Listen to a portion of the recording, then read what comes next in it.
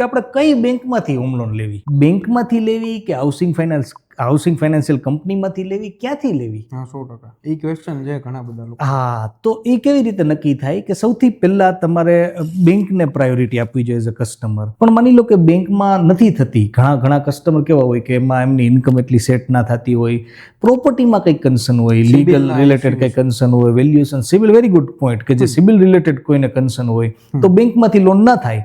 તો એવા લોકોએ હાઉસિંગ ફાઇનાન્શિયલ કંપનીઝમાંથી હોમ લોન લેવી જોઈએ. અને બેંકમાંથી પણ હોમ લોન લઈએ કે હાઉસિંગ ફાઇનાન્શિયલ કંપનીમાંથી લઈએ, એટલીસ્ટ 3 થી 4 બેંકના કોટેશન્સ આપણે કઢાવવા જોઈએ.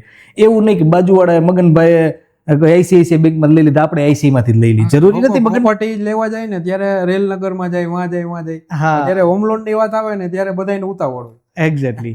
કારણ કે એને શું થાય કે ભાઈ હવે પૂરું કરો ને ભાઈ, હોમ લોનમાં બીજું શું હોય એમ. એટલે પૂરું કરવાની વૃત્તિને કારણે બેંકોને લાખો રૂપિયાનો ફાયદો થઈ જાય. ફાયદો થઈ જાય, એને નુકસાની જાય, કસ્ટમરને નુકસાની જાય ઓબ્વિયસલી. એટલે 3 થી 4 બેંકના કોટેશન કઢાવવા જોઈએ કે ભાઈ અત્યારે આપણા માટે શું ઓપ્શન બેસ્ટ છે. આ બધી વસ્તુ જોઈ જોઈએ. હોમ લોનમાં એક બ્યુટીફુલ પ્રોડક્ટ છે જેનું નામ છે હોમ લોન ઓડી.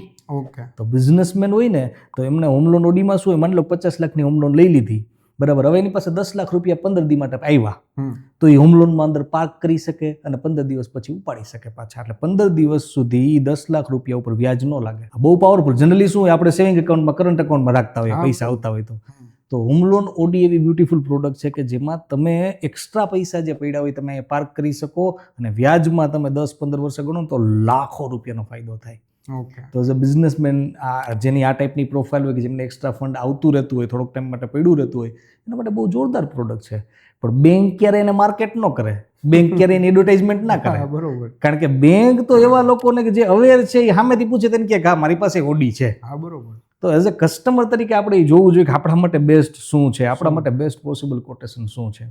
એટલે એકવાર આપણે હોમ લોન લઈ લીધી, બેંક ચૂઝ કરી નાખી, પછી ઇમ્પોર્ટન્ટ ક્રાઇટેરિયા ધ્યાન રાખવા જેવી બાબત કે એને ભૂલી ના જવી જોઈએ.